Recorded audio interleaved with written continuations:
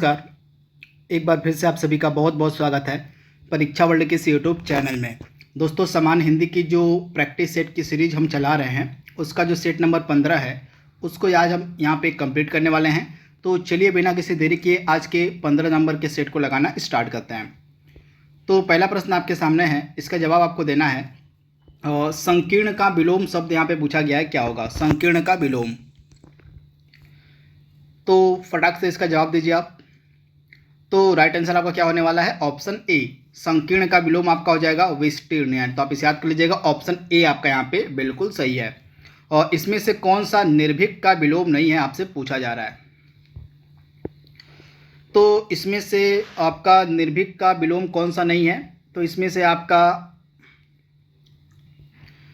कातर निर्भीक का विलोम है, कायर निर्भीक का विलोम है, और इसके बाद भयभीत निर्भीक का विलोम। लेकिन साहसिक जो है यह निर्भीक का विलोम नहीं है, यह निर्भीक का लगभग समानार्थी शब्द है आपका साहसिक। तो इसमें से साहसिक जो है आपका निर्भीक का विलोम नहीं होगा, बाकी आपकी जो तीनों हैं ये निर्भीक के विलोम हो जाएंगे। तो इनके बारे में आपको याद रखना है, इंपॉर्टेंट है। ऑप्शन आपका जो बी है यहाँ पे सही था, साहसिक निर्भीक का विलोम नहीं है। अगला प्रश्न आपके स्क्रीन पर है, उत्तराधिकार में प्राप्त संपत्ति के लिए एक शब्द क्या इस्तेमाल में लाया जाता है, आपको बताना है। तो उत्तराधिकार में प्राप्त संपत्ति को हम क्या कहते हैं, तो आप ध्यान से याद कर लीजिएगा। उत्तराधिकार में प्राप्त संपत्ति को कहा जाता है रिक्त, यानी कि ऑप्शन आपका बी यहाँ पे बिल्कुल सही है। उत्तराधिकार में प्राप्त संपत्ति को रिक्त कहा जाता है, तो ऑप्शन आपका बी यहाँ पे बिल्कुल सही है। बिना पलक गिराए या झपकाए वाक्य के लिए एक शब्द क्या इस्तेमाल में लाया जाएगा, इंपॉर्टेंट प्रश्न है। तो बिना पलक गिराए या झपकाए, इस वाक्य के लिए जो एक शब्द है वो क्या होता है, आपका क्या हो जाएगा अनिमेष। यानी कि ऑप्शन आपका यहाँ पे जो सी वाला है बिल्कुल सही हो जाएगा, अनिमेष आपका राइट आंसर हो जाएगा। अनिमेष आप याद कर लीजिएगा। बिना पलक गिराए या झपकाए वाक्य के लिए जो एक शब्द वो अनिमेष इस्तेमाल में लाया जाता है।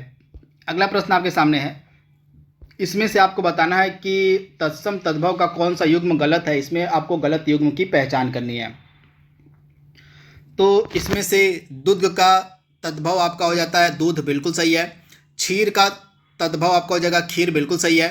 दही का दही यहाँ पे दिया गया जो कि आपका गलत है। यहाँ पे दही का क्या होता है, दही का तत्सम आपका हो जाता है आपका दधी हो जाएगा। क्या हो जाएगा, दही का तत्सम आपका दधी हो जाएगा। यानी कि दधी जो है आपका तत्सम है और इसका तद्भव हो जाएगा सही दही। तो इसको आप याद कर लीजिएगा, ऑप्शन सी आपका सुमेलित नहीं था।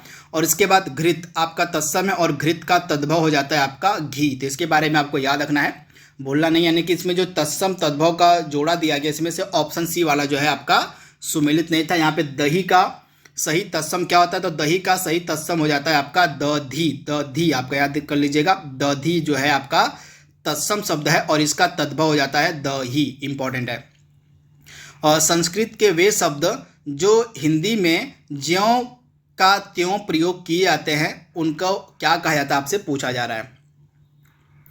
तो संस्कृत के वे शब्द जो हिंदी में ज्यों का त्यों प्रयोग में लाए जाते हैं इनको हम क्या कहते हैं, तो इनको कहा जाता है तत्सम। यानी कि ऑप्शन आपका यहाँ पे जो डी है बिल्कुल सही हो जाएगा, तत्सम। यानी कि ऑप्शन आपका जो डी है यहाँ पे बिल्कुल सही हो जाएगा, आप इसे याद कर लीजिएगा। ऑप्शन बी, ऑप्शन डी आपका यहाँ पे बिल्कुल सही है, तत्सम। अगला महत्वपूर्ण प्रश्न आपके सामने है, और दिए गए तत्सम तद्भव शब्द युग्म में से कौन सा त्रुटिपूर्ण है, यानी कि कौन सा गलत युग्म है इसमें तत्सम तद्भव का, उसकी आपको पहचान करनी है। तो पुराण का तद्भव हो जाता है पुराना, बिल्कुल सही है। ग्रंथि का तद्भव आपका हो जाएगा गांठ, बिल्कुल सही है। गंभीर का तद्भव आपका हो जाएगा गहरा, बिल्कुल सही है। वचन का तद्भव आपका हो जाएगा बैन, जो कि बिल्कुल ही गलत है। यहाँ पे वचन का हो जाता है आपका बचन हो जाता है, इसका तद्भव आपका बचन होता है। क्या होता है, तो वचन का जो तद्भव होता है वो बचन होता है। तो ऑप्शन डी आपका यहाँ पे सुमेलित नहीं था, वचन का जो तद्भव हो जाएगा वो हो जाता है बचन। तो आप इसे याद कर लीजिएगा, इंपॉर्टेंट है। और बाकी तीनों ऊपर के आपके सुमेलित थे। तत्सम तद्भव का जो जोड़ा है इसमें से तीनों आपका सुमेलित था, लेकिन ऑप्शन डी वाला जो है आपका सुमेलित नहीं था। तो इसको आप याद कर लीजिएगा, इंपॉर्टेंट है। डायरेक्टली आपसे एग्जाम में प्रश्न पूछा जा सकता है। इसमें से कौन सा वर्तनी के हिसाब से शुद्ध है, आपको शुद्ध की पहचान करने की। इसमें से वर्तनी के हिसाब से कौन सा शुद्ध है, तो इसमें से आपका वर्तनी के हिसाब से कौन सा शुद्ध है, तो इसमें से आपका वर्तनी के हिसाब से जो सन्यासी है यह आपका शुद्ध लिखा गया है। सन्यासी वाला ऑप्शन जो आपका यहाँ पे दिया गया है यह वर्तनी के हिसाब से एकदम शुद्ध है, तो इसको आप याद कर लीजिएगा। तो ऑप्शन डी आपका यहाँ पे बिल्कुल सही हो जाएगा। वहीं आजीविका का शुद्ध रूप क्या होता है? आजीविका का शुद्ध रूप होता है आजीविका होता है। क्या होता है? तो आजीविका का शुद्ध रूप आपका क्या हो जाएगा? आजीविका होता है। इस प्रकार से लिखा था आजीविका, आजीविका यह आपका शुद्ध रूप है। और इसके बाद अनुग्रहित का शुद्ध रूप क्या होता है? तो यह अनुग्रहित नहीं होता, आपका अनुगृहित होता है। क्या इसका शुद्ध रूप किस प्रकार से लिखाता है? अनुगृहित, इस प्रकार से यह शुद्ध रूप से लिखाता है अनुग्रहित, तो इसे आप याद कर लीजिएगा। अनुगृहित यह शुद्ध रूप है। और आजीविका इस प्रकार से लिखाता है, तो इसे आप याद कर लीजिएगा। वही दिए गए ऑप्शंस में से आपका शुद्ध कौन सा था? तो सन्यासी आपका शुद्ध लिखा गया था। अगला प्रश्न आपके स्क्रीन पर है, बैल न कूदे कूदे तंगी, इस कहावत का मीनिंग आपको बताना है क्या होगा? बैल न कूदे कूदे तंगी, इसका जो है आपको बताना है सही अर्थ क्या होगा। तो स्वामी के बल पर सेवक का साहस, इसका अर्थ होता है, इस कहावत का अर्थ क्या होता है? स्वामी के बल पर सेवक का साहस, यानी कि ऑप्शन जो आपका डी वाला है यहाँ पे बिल्कुल सही हो जाएगा। निम्नलिखित में से कौन सा स्त्रीलिंग शब्द है? आपको उसकी पहचान करने की, इसमें से स्त्रीलिंग कौन सा है? तो इसमें से आपका जो अहिंसा है या स्त्रीलिंग है, इसे आप नोट डाउन कर लीजिएगा। अहिंसा जो है इसमें से आपका स्त्रीलिंग है, इंपॉर्टेंट है, आप इसे नोट डाउन कर लीजिएगा। ऑप्शन जो आपका यहाँ पे अहिंसा वाला है यह बिल्कुल सही हो जाएगा, आप इसे याद कर लीजिएगा, इंपॉर्टेंट है। इसमें से आपका किन्नर जो है उभय लिंग के अंतर्गत आता है, तो इसे भी आप याद कर लीजिएगा। इसमें से जो है किन्नर उभय लिंग यानी कि तृतीय लिंग के अंतर्गत आता है, तो इसके बारे में आपको याद रखना है, भूलना नहीं है। तो अहिंसा आपका राइट आंसर हो जाएगा। इसके बाद अगला प्रश्न आपके सामने क्या दिया गया है? निर्धन में कौन सी संधि, आपसे पूछा जा रहा है कि जो निर्धन है इसमें कौन सी संधि है? तो निर्धन का सबसे पहले ये संधि विच्छेद करते हैं। तो निर्धन का संधि विच्छेद इस प्रकार से होता है, निधन आपका हो जाएगा धन। तो इस प्रकार से आप पहचान सकते हैं आसानी से कि यह कौन सी संधि का है। तो इस प्रकार से यह आपका संधि हो जाएगा विसर्ग संधि, यानी कि ऑप्शन आपका सी यहाँ पे बिल्कुल सही है। निर्धन जो है आपका विसर्ग संधि का एग्जाम्पल है, उदाहरण है। निम्नलिखित में से कौन सा कर्मधारण समास का उदाहरण है? तो इसमें से कर्मधारण समास का कौन सा एग्जाम्पल है? फटाक से इसका जवाब दीजिए आप।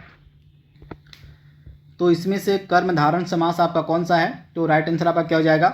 और नील गगन जो है आपका कर्मधारण समास का एग्जाम्पल है, आप नोट डाउन कर लीजिएगा। नील गगन, यहाँ पे सॉरी गमन की जगह गगन होगा, यहाँ पे नील गगन इंपॉर्टेंट है, आप इसे नोट डाउन कर लीजिएगा। जो नील गगन है, यहाँ पे थोड़ा सा मिस्टेक हो गया है, यहाँ पे टाइपिंग एरर है। तो नील गगन इसमें से जो है ऑप्शन ए वाला है, यह किसका एग्जाम्पल है? तो यह आपका एग्जाम्पल है कर्मधारण समास का, तो इसको आप नोट डाउन कर लीजिएगा। नील गगन आपका राइट आंसर हो जाएगा।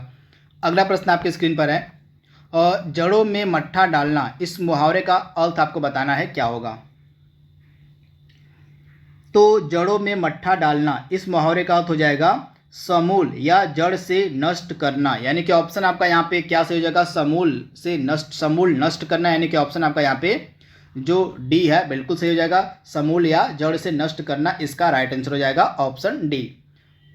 डेढ़ बीता कलेजा, इस मुहावरे का अर्थ आपको बताना है क्या होगा? तो अत्यधिक साहस दिखाना, इसका राइट आंसर हो जाएगा ऑप्शन ए आपका यहाँ पे बिल्कुल सही है। डेढ़ बीता कलेजा का मतलब क्या हो जाएगा? इसका सही अर्थ हो जाएगा इस मुहावरे का अत्यधिक साहस दिखाना, तो आप इसे याद कर लीजिएगा। ऑप्शन आपका ए वाला जो है यहाँ पे बिल्कुल सही है।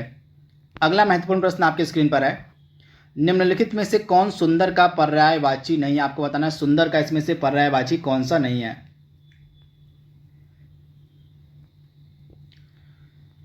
तो इसमें से जो आपका सुगमता है या आपका सुंदर का पर्यायवाची नहीं, यानी कि ऑप्शन आपका डी यहाँ पे बिल्कुल सही हो जाएगा। सुगमता जो है यह सुंदर का पर्यायवाची नहीं है, तो आप इसे याद कर लीजिएगा। सुगमता जो है आपका सरलता या आसान का पर्यायवाची होता है, तो ऑप्शन आपका डी यहाँ पे बिल्कुल सही हो जाएगा। वहीं सुंदर का पर्यायवाची क्या क्या होता है? तो मनोहर हो गया, मनोहर हो गया, मनोरम हो गया, रम्य हो गया, मंजुल हो गया, मोहक हो गया, चारू हो गया, रमणीय हो गया, ये सभी आपके क्या है? तो सुंदर के पर्यायवाची हैं, तो इनको आप नोट डाउन कर लीजिएगा। देव धन ऋषि आपका हो जाता है देवर्षि, यानी कि देवर्षि का संधि विच्छेद होता है देव धन ऋषि, तो आपको बताना है कि देवर्षि में कौन सी संधि है। तो देवर्षि में आपका गुण संधि हो जाएगा, यानी कि ऑप्शन आपका यहाँ पे जो दिया गया है सी वाला बिल्कुल सही हो जाएगा। देवर्षि में आपका गुण संधि है, इंपॉर्टेंट है, आप इसे नोट डाउन कर लीजिएगा। ऑप्शन आपका जो सी यहाँ पे दिया गया है गुण संधि बिल्कुल ही सही जवाब है। तो ऑप्शन सी आप याद कर लीजिएगा, देवर्षि यहाँ पे आपसे पूछा गया है। इसके अलावा मैं कुछ ट्रिक बता दे रहा हूँ जो आप आसानी से गुण संधि को पहचान सकते हैं। गुण संधि में जो है अधिकतर एक मात्रा होती है, ए या ओ की मात्रा होती है। गुण संधि में अधिकतर जो है आपको देखने को मिलती है एक मात्रा ए या ओ की मात्रा। जैसे आपने देवर्षि में देखा आपको एक मात्रा है, ए की मात्रा है। इसके बाद देवेंद्र हो गया, देवेश हो गया, महेंद्र हो गया, इसमें जो है एक की मात्रा दिख रही है। इसके अलावा चंद्रोदय हो गया, इसके बाद महोत्सव हो गया, इसके बाद महर्षि हो गया, देवर्षि हो गया, गंगोर्मी हो गया। ऐसे भी आपके गुण संधि के एग्जाम्पल हैं, यानी कि सिंपल सी ट्रिक है। जहां पर एक मात्रा दिखे आपको ए या ओ की, वहां पर अधिकतर बार देखने को मिलता है कि गुण संधि होती है। तो आप इसे नोट डाउन कर लीजिएगा, इंपॉर्टेंट ये ट्रिक है। अगला प्रश्न वही, अगर हम ऑप्शन बी की बात करें, वृद्धि संधि को पहचानने की ट्रिक क्या है, तो वृद्धि संधि में क्या देखने को मिलता है, वृद्धि संधि में दो मात्राएं होती हैं। कहाँ पर, वृद्धि संधि में जो है आपकी दो मात्राएं होती हैं। जैसे एग्जाम्पल क्या हो जाएगा इसका, एग्जाम्पल की अगर हम बात करें वृद्धि संधि की, तो एकाएक हो जाएगा। एकाएक में आप देख रहे हैं, एकाएक में आपको दो मात्रा मिलेगी, एकाएक हो गया। इसके बाद सदैव हो गया, सदैव हो गया। इसके बाद महेश्वर्य हो गया, महेश्वर्य हो गया। तो इस प्रकार से ये सभी जहाँ पर भी आपको दो मात्राएं देखिए, महोजस्वी हो गया, महोषध हो गया, परमौषध हो गया, ये सभी आपके वृद्धि संधि के एग्जाम्पल हैं। तो इनको आप याद कर लीजिएगा, इंपॉर्टेंट है। यह ट्रिक आपसे डायरेक्टली एग्जाम में पूछी जा सकती है। इसके बाद लास्ट ऑप्शन आप देख रहे हैं यहाँ पे यड़ संधि वाला। यड़ संधि को पहचानने की ट्रिक क्या होती है, तो यड़ संधि को पहचानने का एक सिंपल सा तरीका है, जहाँ पर भी य र व के पहले, जहाँ पर भी य र व के पहले आधा शब्द दिखे, वहाँ पर आपको देखने को मिलेगा कि यड़ संधि होती है। जैसे एग्जाम्पल क्या हो गया, यद्यपि हो गया, यद्यपि आपका यड़ संधि है। इसके बाद अत्यावश्यक हो गया, अत्यावश्यक में आप देख रहे हैं य से पहले आधा लगा हुआ है, तो इस प्रकार से ये आपका क्या हो जाएगा, अत्यावश्यक आपका हो जाएगा यड़ संधि। इसके बाद अत्युत्तम हो गया, इसके बाद मध्वालय हो गया। ये सभी आपके यड़ संधि के एग्जाम्पल, यानी कि य व र से पहले अगर आपको आधा शब्द दिखे तो वहाँ पर आप यड़ संधि लगा सकते हैं, आपका आंसर राइट हो सकता है। तो इस प्रकार से तीनों संधि को पहचानने की ट्रिक मैंने बता दी है। वृद्धि संधि में दो मात्राएं होती हैं। इसके बाद गुण संधि में आपकी एक मात्रा होती है ए या ओ की, और इसके बाद यौन संधि में आपका य र व से पहले जो है आधा शब्द देखने को मिलता है। तो आप इसे याद कर लीजिएगा। वहीं दीर्घ संधि को पहचानने की ट्रिक क्या है, तो दीर्घ संधि को आप पहचान सकते हैं बड़ी की मात्रा, बड़ी की मात्रा जहाँ पर भी आपको देखिए आप वहाँ पर दीर्घ संधि लगा सकते हैं। जैसे आपका अन्ना भाव हो गया, अन्ना भाव में बड़ी की मात्रा दिख रही है आपको, अन्ना भाव बड़ी की मात्रा यहाँ पर है। इसके बाद शिवालय हो गया, आपका शिवालय हो गया।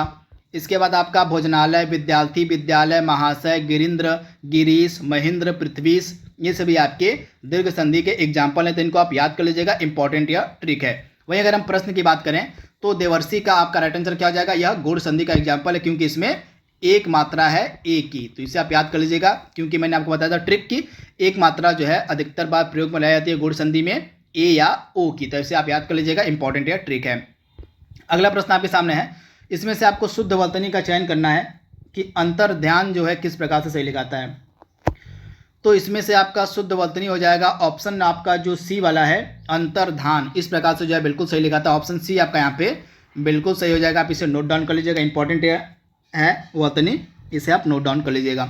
अभिषेक में कौन सी संधि आपसे पूछा जा रहा है कि जो अभिषेक है, अभिषेक में कौन सी संधि है, तो अभिषेक में आपकी संधि हो जाएगी व्यंजन संधि। आप इसे नोट डाउन कर लीजिएगा, अभिषेक में आपकी कौन सी संधि है, तो अभिषेक में आपकी हो जाएगी व्यंजन संधि। इंपॉर्टेंट है, आप इसे नोट डाउन कर लीजिएगा, व्यंजन संधि आपका राइट आंसर हो जाएगा। अभिषेक में व्यंजन संधि होगी, यानी कि ऑप्शन आपका यहाँ पे क्या सही हो जाएगा, ऑप्शन आपका यहाँ पे सी वाला जो है बिल्कुल सही हो जाएगा। आप इसे नोट डाउन कर लीजिएगा, अभिषेक।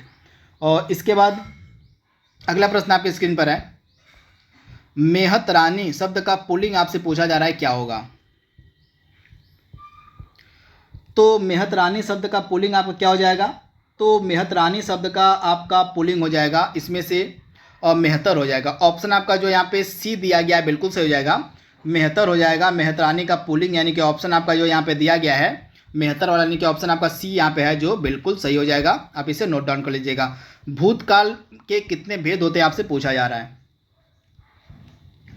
तो सिंपल सी बात है, 6 भेद होते हैं आपके भूतकाल के, यानी कि ऑप्शन आपका डी यहाँ पे बिल्कुल सही है। भूतकाल के आपके कितने भेद होते हैं, तो भूतकाल के आपके डी यानी कि 6 भेद होते हैं। 6 भेद को आप याद कर लीजिएगा, कौन कौन से होते हैं। सामान्य भूत, आसन्न भूत, पूर्ण भूत, अपूर्ण भूत, संदिग्ध भूत और हेतु मद भूत। ये 6 प्रकार होते हैं भूत काल के, इंपॉर्टेंट है। अगला प्रश्न आपके सामने है, संवत्सर का पर्यायवाची इसमें से कौन सा आपसे पूछा जा रहा है। तो संवत्सर का इसमें से पर्यायवाची है वर्ष हो जाएगा, यानी कि ऑप्शन आपका ए यहाँ पे बिल्कुल सही है। संवत्सर का पर्यायवाची इसमें से कौन सा हो जाएगा, तो वर्ष हो जाएगा, यानी कि ऑप्शन आपका ए यहाँ पे जो दिया गया है बिल्कुल सही है। लोकप्रिय में कौन सा समास है आपसे पूछा जा रहा है। तो लोकप्रिय में आपका कौन सा समास हो जाएगा, तत्पुरुष समास हो जाएगा, यानी कि ऑप्शन आपका यहाँ पे जो ए दिया गया बिल्कुल सही हो जाएगा। लोकप्रिय में आपका तत्पुरुष समास होता है, यानी कि ऑप्शन आपका ए यहाँ पे बिल्कुल सही है। लोकप्रिय का मतलब होता है लोक में प्रिय, तो आपका यह हो जाएगा तत्पुरुष समास। अगला प्रश्न आपके सामने है, इनमें से कौन सा विलोम शब्द का युग्म गलत है। तो इसमें से आपका विलोम शब्द का युग्म कौन सा गलत हो जाएगा, तो इसमें से आविर्भाव वाला पहला वाला ये ऑप्शन आपका गलत दिया गया है, यानी कि आविर्भाव का विभाव की जगह होता है तिरोभाव होता है। क्या होता है, आविर्भाव का विलोम सही क्या होता है, तो आविर्भाव का विलोम होता है तिरोभाव, यानी कि ऑप्शन ए वाला ही आपका सुमिलित नहीं था, तो आप इसे याद कर लीजिएगा। ऑप्शन आपका ए यहाँ पे बिल्कुल सही हो जाएगा। इंपॉर्टेंट प्रश्न है, डायरेक्टली आपसे एग्जाम में पूछा जा सकता है, तो इसको आप नोट डाउन कर लीजिएगा। आविर्भाव का क्या होता है, तो आविर्भाव का आपका होता है तिरोभाव, इंपॉर्टेंट है। इसके बाद उन्मूलन का रोपण होता है, विहित का निषिद्ध होता है, तो ये सभी आपके सुमिलित है, लेकिन आविर्भाव वाला आपका सुमिलित नहीं था, इसका तिरोभाव राइट आंसर हो जाएगा। अत्युष्म में प्रयुक्त संधि आपसे पूछी जा रही है, कौन सी होगी। अत्युष्म जो है इसमें कौन सी संधि का प्रयोग किया गया है आपको बताना है, इंपॉर्टेंट प्रश्न है। तो अत्युष्म में आपका क्या हो जाएगा, जैसा कि मैंने आपको ट्रिक बताई थी, य र व से पहले आधा शब्द आपको दिखे तो वहाँ पे आपका क्या हो जाएगा, वहाँ पे यड़ संधि हो जाएगा। तो यहाँ पे आप देख रहे हैं अ से पहले आधा शब्द त है, तो इस प्रकार से आपका यह हो जाएगा यड़ संधि का एग्जाम्पल, यानी कि ऑप्शन आपका जो डी यहाँ पे दिया गया है बिल्कुल सही है। जो अत्युष्म है यह यड़ संधि का एग्जाम्पल है, तो आप इसे नोट डाउन कर लीजिएगा, इंपॉर्टेंट यह प्रश्न है। आज का लास्ट प्रश्न आपके सामने है, और निम्नलिखित में से कौन बाढ़ का पर्यायवाची नहीं आपसे पूछा जा रहा है। तो इसमें से सर बाढ़ का पर्यायवाची है, सहायक बाढ़ का पर्यायवाची है, सीली मुख बाढ़ का पर्यायवाची, लेकिन बाढ़ यहाँ पे बाढ़ की बात हो रही है, लेकिन इसमें से नीरद जो है बाढ़ का पर्यायवाची नहीं है, तो ऑप्शन आपका डी यहाँ पे बिल्कुल सही हो जाएगा। नीरद इसमें से बाढ़ का पर्यायवाची नहीं है। यहाँ पे आप देख रहे हैं बाढ़ के पर्यायवाची को मैंने लिखा हुआ है, सीली मुख हो गया, आसुक हो गया, विसिक हो गया, तीर हो गया, सर हो गया, यीशु हो गया, नाराज हो गया, सहायक हो गया, ये सभी आपके बाढ़ के इंपॉर्टेंट पर्यायवाची हैं, तो इनको आप नोट डाउन कर लीजिएगा। तो दोस्तों आज का सामान्य हिंदी का जो प्रैक्टिस सेट था इसको हमने यहाँ पे कंप्लीट कर लिया है। आई होप यह सेट आपको पसंद आएगा। तो आज के लिए बस इतना ही। Thank you, thanks for watching, thank you.